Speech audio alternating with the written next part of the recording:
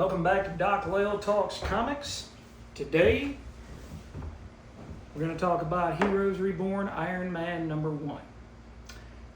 I thought I had this issue as well as the second issue of the run, but I can't seem to locate it, so I ran by the shop after I got off work this afternoon in Memphis and picked up this issue so we could talk about it.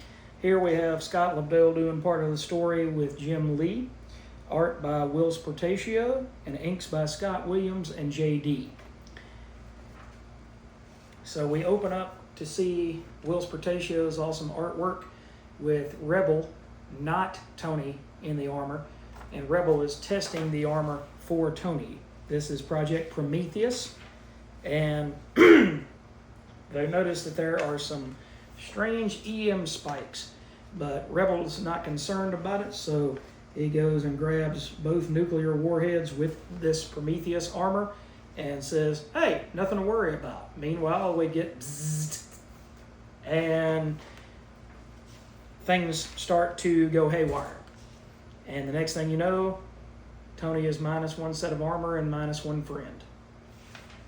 But this Tony is acerbic, to say the least. He is very self-centered, egotistical, maniacal almost. What he wants is what matters. Now, I will say, when I first got this issue, I was concerned with Jim Lee taking on this part of it. I was concerned that we would get some darker artwork, and we did. We get to see this guard who is working for Hydra, and he just takes out all of his fellow guards with his pistol. So Jim Lee and Rob Liefeld brought that image sensibility of violence, of taking it to the next step that Marvel itself didn't seem to want to go to. So it wasn't quite an R-rated book, but it was more definitely a PG-13 compared to most of their PG, or dare I say, G books at this point. So you do get a little more intrigue, you get more action. I like Whilce Portacio, but his models are very strange. I mean, you get to see the jawline structure and things like that in this guy's face, but it's very odd. It's the lips are small, the nose is kind of extended. Look, I know, again, we talked about it the other day, the suspension of disbelief, and I understand that, and I relate to that. But at the same time, kind of like this, the colors, it makes this guy look like Frankenstein, does it not? Because he's got that green type of tinge. I remember years ago they had a Ninja Gaiden video game for Nintendo, and one of the characters looked human in one frame, and then all of a sudden he was taken over by alien energy, and he started looking green and almost like the Hulk. And so sometimes things like that will take you out of the story. But you also get this really cool fluidity to the artwork where Pepper Potts throws the drink in Tony's face and Tony's face completely disappears beneath the drink. So there are a lot of differences in style that you would have gotten with these books that would have brought them closer to an Image book, would have brought them closer to a Wildstorm book. But this, to me, is the more experimental of the 4 books for Jim Lee, okay? Captain America is a love letter to Jack Kirby and Joe Simon, hands down. Rob doesn't change very much except for taking away the A and putting the eagle star on his forehead. Avengers, which was the other Liefeld title initially, got straight to the action. Here, you have a Tony Stark that you recognize, but they've taken his mania and taken his egotistical ways to an 11, like Spinal Tap. So you get to see just how bad Tony Stark could be if he was really a person. Because there are businessmen in the world that appear to be exactly as this Tony Stark is. Cold, efficient, all about the numbers.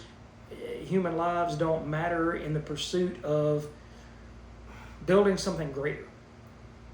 The cows don't understand what the genius is doing. And that's a very, very dangerous way to live. And Tony Stark is going to find that out eventually. We get the birth of the Hulk in this issue. I'm not going to show you everything, but through no fault of his own, Bruce Banner, who did create the Gamma Bomb, is subjugated to its effects. And you get to see the Hulk, you get to see the birth of the Hulk, and you get to see the birth of Iron Man. And this time the Hulk is the one that causes not the Viet Cong, Tony, to have to inhibit the armor. And so he has to put himself in this experimental armor that he's not even sure will work other than to save his life, because he still got shrapnel that hit near his heart. So you get a build-up in the second issue of Iron Man versus the Hulk. So this book was more political, I would say, leaning and world building more so than the first two books that we've talked about in this series. It's got plenty of action, but it's more True Lies action. It's more John Wick type action than it is superheroics until the very end. So I really liked it. I loved it, really. The Portacio artwork lasted, I think, for roughly the first 4 issues. He might have come back for issue 6, if I remember correctly. But as we will talk about, once I get all 4 of these issues put together, then we'll sit down and talk about all of this. And as we do, we'll talk about what happened 6 months in to Heroes Reborn that changed everything. But for right now, this was me talking about the Invincible Iron Man, or Iron Man, from Heroes Reborn from 1996. Scott Lindell, Jim Lee, Whilce Portacio, Scott Williams, and JD. Thanks for checking out the video, guys. Have a wonderful, wonderful evening.